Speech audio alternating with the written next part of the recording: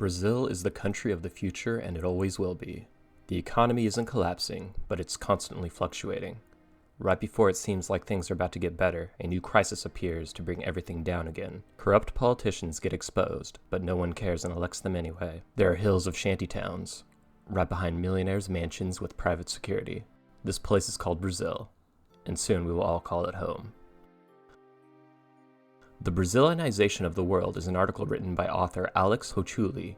In it, he explains in great detail how the Third World will never really be developed, and in fact, First World countries will regress in a process called Brazilianization. The collapse of the Soviet Union marked what many thought would be the end of history, not in the literal sense, but that we have reached the last political and economic system. Fascism and communism have been thoroughly defeated. All that was left was liberal democracy and the market economy. History will continue, but humanity's struggles over ideology are essentially over, and most international relations are only concerned with economics, trading, and the environment. People aren't united over religion or nationalism, but instead a modern culture based on formal paid labor. Liberal democracy might not necessarily be the best system, but no other system will be able to rise and compete, especially with the necessary wealth and comforts that a liberal democracy provides. With this being the case, it would only be a matter of time before third world countries catch up and modernize. These countries were now called emerging markets. Once the wealth trickled down to these markets, we'll have a McDonald's on every corner of the entire world. Unfortunately, the opposite seems to be the case. Not only are countries like Brazil stagnating, but those of us in the developed world are starting to regress. Qualities we see in the global south are now appearing in the global north. Informal work, a vanishing middle class, political violence, riots, and a distrust in the electoral system itself. Now, there are a few reasons why the developed world is facing Brazilianization. One of those is deaptation. Deaptation is committing to an obsolete ideology that has become dysfunctional in an environment no longer suitable for it. Basically, people keep supporting an idea even when the situation changes, making it harmful. One example is believing that it is a person's individual responsibility to what drugs they put in their own body. If they want to drink and smoke marijuana, it's fine. Then how do you criticize people openly doing heroin and meth on the city street?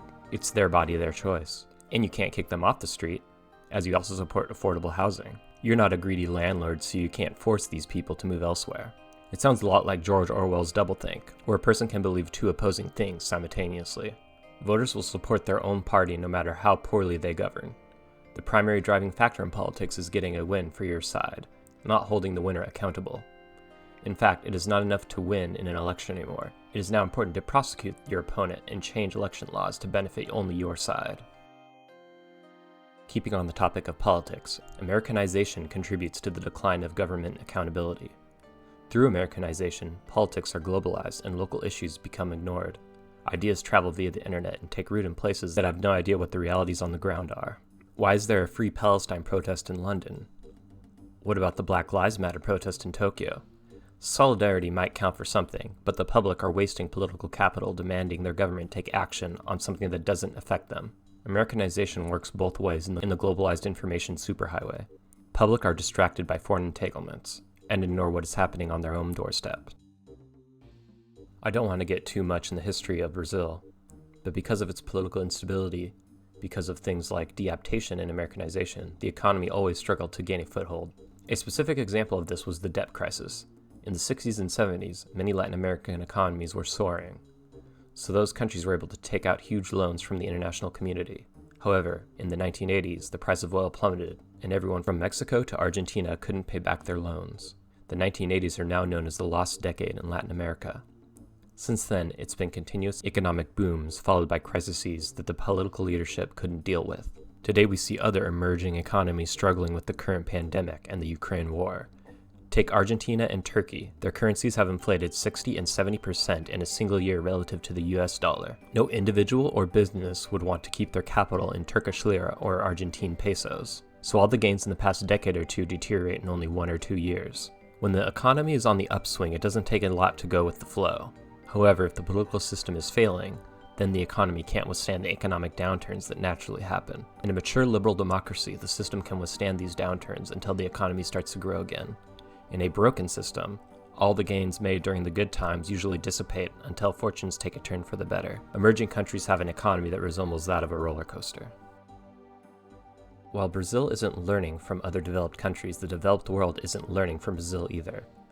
The more we emulate the Brazil model, the more our economies will regress back into a Brazil-like state. So what does this look like? The term Belindia was coined to describe Brazilian society. A wealthy, safe Belgium lives within a poor, dangerous India, all inside Brazil. The West will regress along a similar path that will eventually lead to Belindia. As the middle class dissipates, the wealthy will retreat inside safe gated communities, large high-rises far above the shantytown riddled streets, or even outside the country in tax havens like Dubai. A wealthy individual will be globally invested so their funds can't exactly be pinned down or seized. Non-state actors will become more prominent. Police activity will be less and less, while private security and militias will be more common. Work will be less formal. It will be unnatural to spend your life working for one business. Instead, you will change jobs annually, or maybe you will have a gig job with no real employer. Hustle culture will be the norm. Affordable homes will become smaller and smaller. Groceries will become more expensive. Fruit will be less common during the winter months. Corporations will be making negotiations with local governments rather than political groups, parties, or unions. Elections will not be based on policy, but instead on not letting the other side win. Real and fake conspiracies will proliferate the media sphere and used as justification for kangaroo courts that act as a distraction for the ruling party's elite. You probably have seen hints of these in recent years. As the political system deteriorates, the economic situation will soon follow. Now is probably the moment where I offer some possible solutions and a call to action, but I really don't see anything that's reasonable. Any sort of revolution or political movement that will try to rein this in will just be co-opted and probably accelerate the Brazilianization. My only advice is to make as much money as possible, and you might become privileged enough to live in a gated community.